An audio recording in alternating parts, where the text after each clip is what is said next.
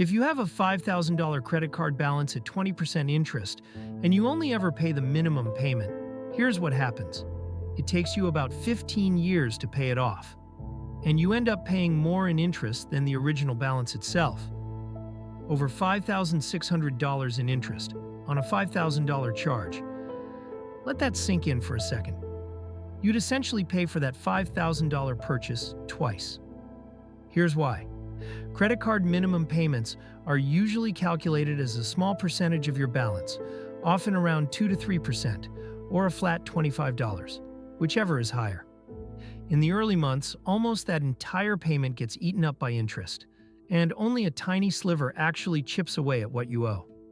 As your balance slowly shrinks, your minimum payment shrinks with it, which means it takes even longer to make progress. It's a slow-moving trap by design, not by accident. Card companies aren't losing money on minimum payments. They're making a fortune. Now here's the fix, and it's almost stupidly simple. Pay more than the minimum, even a little. Take that same $5,000 balance at 20% interest, but instead of the minimum, pay a fixed $200 every single month.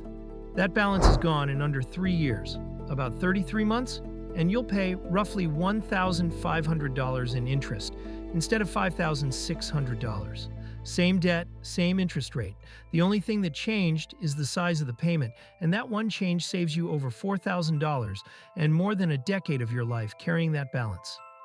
Even adding just $100 on top of the minimum payment cuts the payoff time down to roughly 3 years instead of 15. So if you're carrying credit card debt right now, check your statement for the minimum payment box, and then look right next to it.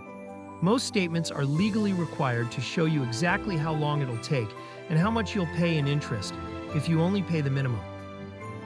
Use that number as motivation to pay more, even a modest amount more, whenever you possibly can. Quick disclaimer, I'm not a financial advisor. This is for educational purposes only, and your actual numbers will depend on your real balance, interest rate, and card issuer's minimum payment formula.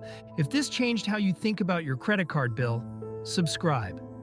And go check your own statement right now to see your real payoff timeline.